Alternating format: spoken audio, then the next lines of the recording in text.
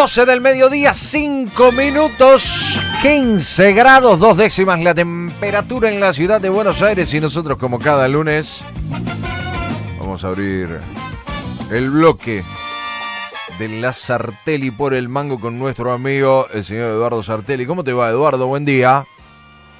Buen día, ¿cómo andás? Todo muy bien, ¿vos? Acá, paseando por el centro de la ciudad de Buenos Aires. Pero qué lindo. ¿Quién pudiera ser turista en Buenos Aires, viejo? Qué orgullo. Sí, lástima que no estoy de turista, pero bueno, no importa. Pongámosle, digamos. ¿Qué problema? No ponerle ¿Qué problema entonces? Onda. ¿Qué problema entonces estar en la ciudad de Buenos Aires teniendo que bancarse todo el tránsito, todo el quilombo, el ruido, la locura? Sí, sobre todo en 11. ¡Uy! ¡Qué drama! ¡Qué drama, viejo! Pero no arranquemos así. No, hay que ir optimista, hop, hop, bojeyo, burujujaja, como diría Raúl Portal. Como Scioli, ¿viste? Con turismo, Con optimismo, claro, perfecto. Pero bueno, y en ese viaje a lo desconocido que te lleva por la ciudad de Buenos Aires tenemos un momento único cada lunes aquí en el programa, del cual tiene una muy buena recepción de quienes están del otro lado, así que tenemos que avanzar en eso.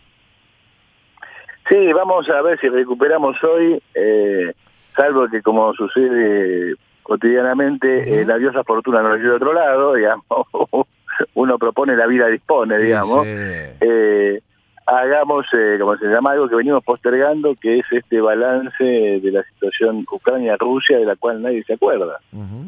Sí, es verdad, porque antes estábamos como muy atrás de cada minuto de lo que es ese conflicto, de la invasión de Rusia, y de repente, bueno, ya se nos hizo carne, ¿no? Algunas de las imágenes se transformaron en habituales, muy poco se va sabiendo de avances y retrocesos de Rusia para acercarse a la región de Donbass. Bueno, es un poco lo que sucede, ¿no? La información queda como en un segundo plano, aunque estemos hablando de una guerra tremenda, ¿no? Sí, ahí, mira, lo que es interesante primero repasar es esta historia de en qué está eso, que en su momento era todo, ahora es eso, algo que anda por ahí. A lo sumo sirve de excusa para gobernantes que tienen problemas, ¿no? Bueno, la guerra de Rusia y Ucrania. Pero en realidad, digamos, eso era muy importante antes y lo sigue siendo ahora, y convendría de alguna manera mantenerlo sobre la mesa porque ayuda a entender muchas cosas, sobre todo es el escenario en el cual estamos viviendo. Digamos, una de las cosas que, tal vez la cosa más interesante para analizar es lo siguiente. Cuando uno lee, digamos, The New York Post, por ejemplo, o The New York Times, o The Times, o el Financial Times, se empieza a encontrar con voces extrañas. No voces que extrañas por lo nuevas, sino porque cada vez esas voces son más escuchadas, que tienen que ver con lo que era previsible, ¿no? Lo que dijimos al comienzo de la guerra. Acá Zelensky es un irresponsable, vamos a una guerra encubierta entre Rusia y China entre Estados Unidos y China, encubierta en un enfrentamiento entre Rusia y Ucrania, porque toda la discusión es cuántos se van a sentar a la mesa en el futuro reparto del mundo, y acá la que va a perder, incluso aunque gane, es Ucrania, ¿no? Bueno, hace poquitos días, un par de días, Zelensky acaba de reconocer que tiene el 20% del territorio ya invadido, del cual probablemente no vuelva a hablar más. Digamos, toda la región del Donbass ya está en manos rusas, digamos, hay enfrentamientos por la periferia, pero básicamente eso ya está. De allí hacia abajo, pasando por lo que alguna vez fue una ciudad y ahora la que queda en el resto nomás, como Mariupol, pasás a Kherson y de ahí directamente te falta un paso para ver si los rusos quieren efectivamente quedarse con Odessa o no, y de ahí, digamos, el paso hacia Odessa es el paso hacia Transnistria, es decir, lo que es conocido como Moldavia del Norte, que es una zona independentista, que es una franja arriba de Rumania, entre lo que es Moldavia ahora y lo que es Ucrania. en Transnistria, por ejemplo, nunca se sacaron los símbolos de la era soviética. Vos vas ahí y te encontrás con las estatuas de Lenin, con la bandera roja, son, digamos, rusófilos, de la casi te primera diría hora. exageradamente, de la primera hora, y la idea es que si Putin confirma ese pasaje y transforma a Ucrania en Paraguay, en un país mediterráneo, peor que Paraguay, en Bolivia en realidad, porque le saca la salida al Mar Negro. Y entonces, frente a eso, digamos, digan lo que digan, te va a quedar una Ucrania devastada. Te va a quedar una Ucrania sin su principal zona industrial. Recordemos que el Donetsk es la principal zona industrial el Donbass es la principal zona industrial de Ucrania, Sí. que Odessa es su principal puerto sobre el Mar Negro, y que, digamos, en este contexto es como si la Argentina se quedara sin Buenos Aires y sin, digamos, toda la Mesopotamia y parte de la Pampa Húmeda. O sea, estamos hablando de una derrota que es mucho más allá del 20% del territorio, representa mucho más en la historia del país más pobre de Europa. Entonces, en ese contexto la pregunta es, ¿qué dicen los diarios y qué dice la prensa anti-Putin? Y básicamente que Rusia quería quedarse con toda Ucrania en 5 minutos. Ya hemos dicho, no, esa no era la perspectiva de Rusia, quedarse con toda Ucrania en 5 minutos, sí quedarse con esa franja que le permite unificar desde el Donbass hasta Transnistria y quedarse dentro de un corredor terrestre, o sea, no tener que llegar por vía marítima a la península de Crimea, que ya estaba apropiada desde el 2014. Entonces, los rusos tienen ese territorio ya casi en sus manos, y es cierto que no conquistaron toda Ucrania, no pretendían toda Ucrania, es cierto que no han tenido victorias resonantes como se esperaba, es cierto que la resistencia ucraniana ha sido más fuerte de lo que se esperaba, en parte porque la idea de que Ucrania es un país que no tiene la potencia militar de Rusia es mentira, digamos, porque se la están dando. Ya, Ucrania pone el territorio y pone la gente, ¿sí? Y pierde a razón de 100 a 200 soldados por línea. Se hablan siempre de las bajas rusas, no se dice nada de los ucranianos que están muriendo como moscas.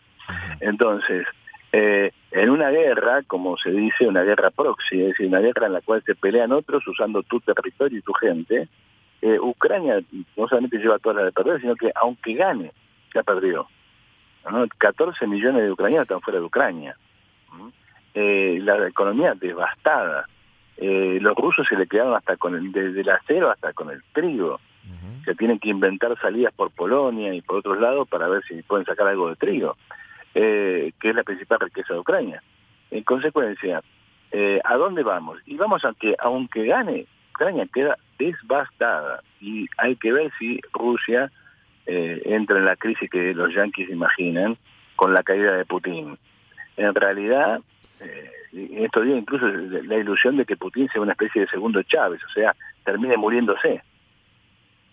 ¿Viste la leyenda de que está enfermo y cosas por el estilo? Sí, exactamente te iba a decir que en después, algún momento se señalaba eso, ¿no? Como que había entrado en esta posición bélica a máximo nivel, entre otras cosas, porque le había pegado mucho. Le pegó el viejazo, sí. No, más que el viejazo, digo que efectivamente había contraído una enfermedad que lo ponía en una situación muy endeble, ¿no? Psicológicamente hablando, y que esto lo llevaba a cometer esta avanzada. Bueno, la cuestión acá, y lo que es importante, es que más allá de esas ilusiones, lo que se escucha en los diarios que te mencionaba al principio, sí, lo que se puede leer, es otra cosa. Es decir, gente que está diciendo, Ucrania va a vencer, así que ahora lo que queda es terminar la guerra. Y para terminar la guerra hay que pensar cuáles van a ser las concesiones de Ucrania. Perdón, si vas a hacer concesiones, son concesiones territoriales. Si fuiste a la guerra para no hacerlas y terminás la guerra haciéndolos y con tu economía devastada, es porque lo que te están diciendo es otra cosa. Están diciendo, perdiste, hermano, porque Putin no se cayó al otro día de las sanciones comerciales.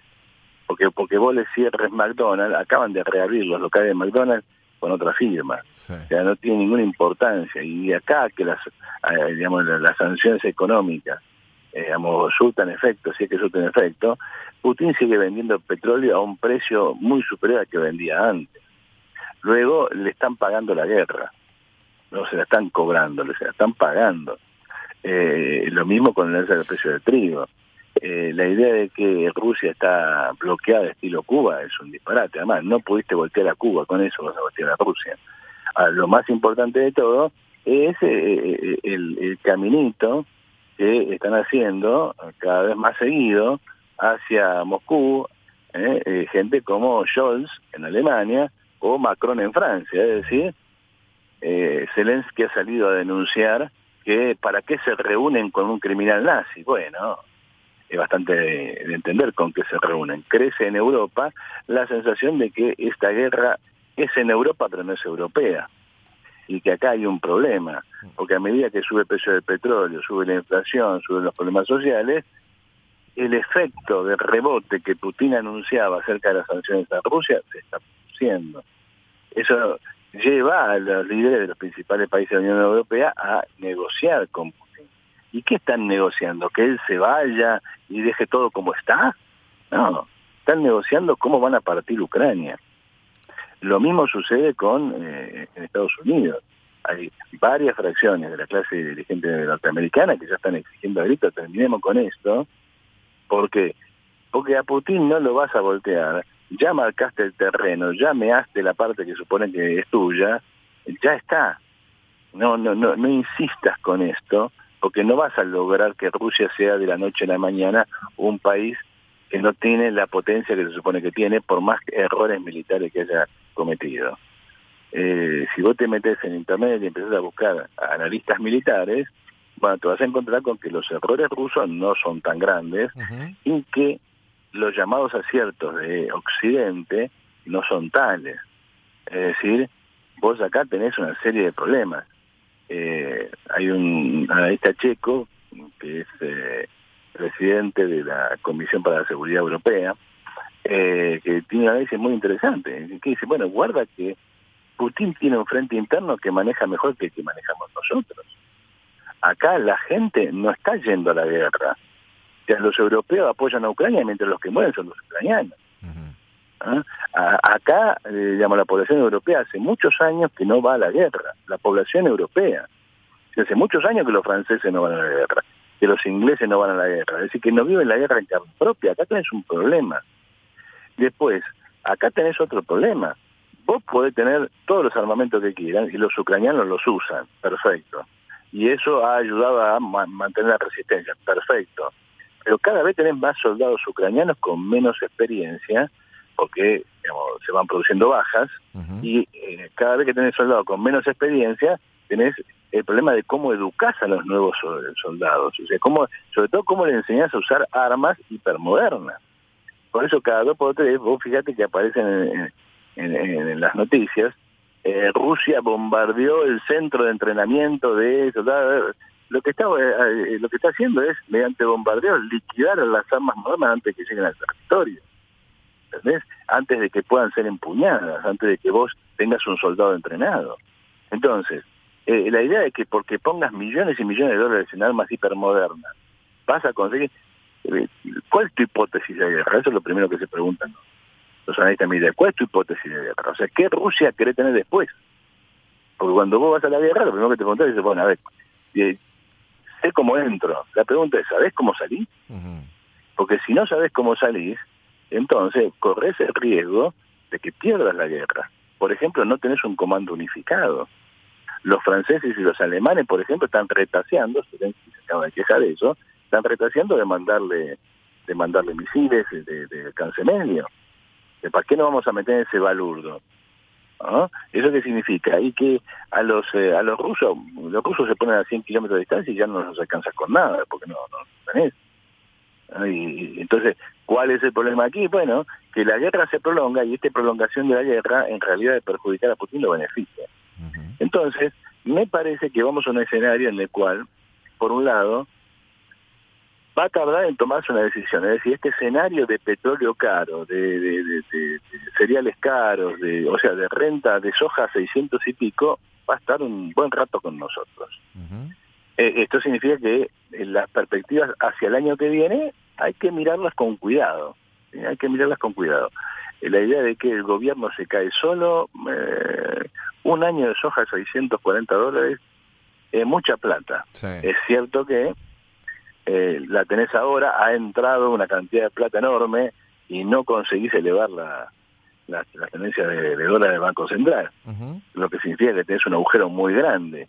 Pero una cosa es tener un agujero muy grande con algo a punto de explotar porque no viene nada de nada, y otra cosa es algo que te está manteniendo en la línea de flotación. Claro, sí, pero a ver, esos beneficios que acarrea el conflicto bélico, está claro que el año que viene no van a ser tales en la medida en la que prácticamente está resuelto que esa idea del gasoducto no va a funcionar, y el año que viene va a haber un incremento en lo que la Argentina va a tener que importar, y obviamente los precios van a seguir volando, con lo cual digo, vamos a seguir en esta lógica de balanza a balanza, sigue en una inestabilidad creciente. Bueno, es que una de las razones por las cuales Alberto está metido en lo que está metido es por su propia inutilidad. Inutilidad que viene de su propia personalidad, pero también de la naturaleza de la coalición. Es decir, el no poder darse cuenta de que en 6 meses precisas gas, en no haber hecho un cañito, porque comparado con todo lo que hay, es un cañito. Eduardo Arceo y un equipo de economistas calculó cuánto sería el potencial de Vaca Muerta a lo largo de 5 décadas, digamos, consiguiendo explotar Vaca Muerta a la mitad de su potencial y al 75%. Bueno, ¿sabes cuánto da la cuenta esa? Si vos lográs tener ahora Vaca Muerta al 75% de tu potencial, son 50.000 millones de dólares de ingreso por año. En concepto de exportación, o sea, 2 complejos sojeros. ¿Te das cuenta de lo que sería la Argentina con 2 pampas? ¿Eso qué significa? Y significa que no lo tenés porque sos un inútil. Porque no lo tenés porque acá, digamos, en vez de primar la lógica general, prima la lógica de los capitales particulares, de este capitalismo de amigos. Ahora, que consiste en el capitalismo argentino. A ver, hay que ¿quién decirlo. se come la torta? ¿Cristóbal López o quién? No, pero aparte sí. es paradójico, obviamente. No, entiendo que la definición no te alinea a lo que el gobierno anterior había dejado en las puertas de que se resolviera a través de ese vínculo público-privado. Ya estaba prácticamente armada la licitación para que empezaran la construcción en el 19, fines del 19. Con lo cual haber metido el freno para meter amigos del poder, los otros también iban a ser amigos del poder, iba a haber consorcios incluso internacionales para tratar de armar el gasoducto, pero no tenía costo para la Argentina inicialmente, ¿no? Después lo iba a tener. Pero es relativo, digamos. Pero en esa maniobra lo único que hicieron fue demorar 3 años, 3, 4 años, no sé. Y yo creo que va a demorar más todavía. Pero el punto, ¿cuál es? El punto es que, bueno, lo que había armado Macri, esta idea de yo licito el que va a explotar esto, y que el que va a explotar esto se encargue de hacer el caño, ¿no? El problema es que vos, si no ganás las elecciones, no garantizás la continuidad del negocio. Y por lo tanto, ¿quién te va a poner un negocio así y te va a hacer semejante caño si no tenés tarifa? Si no sabes cuál va a ser la tarifa. Entonces, Macri gana, se acordó tarde, recordemos esto, se acordó tarde del cañito, pero Macri gana y hoy probablemente tenés gas y Macri se está haciendo pum para arriba. ¿Sí? Ahora, ¿por qué se fracasó eso? Bueno, fracasó porque las fracciones burguesas que apuestan a los diferentes grupos se boicotean unas con otras de modo tal de que, digamos, acá no se termina haciendo nada. Ahora esto se judicializó. O sea, ahora hay una denuncia de... ¿Y quién va a poner el gancho? Es más, suponete que viene otro, Patricia, ¿no? Parece que Patricia pica en punta. Patricia viene. ¿Quién va a poner el gancho para algo que está judicializado? ¿Cuánto tiempo se va a tardar en resolver este problema? Entonces vos date cuenta que eso es la historia de tirarse cañonazos en los pies. Sí, totalmente. Eduardo, nos reencontramos la semana próxima, ¿te parece? Dale, un abrazo grande. Bien, abrazo enorme, chau, chau. Ahí estábamos con Eduardo Sartelli, como siempre los lunes, agarrando la Sartelli por el mango.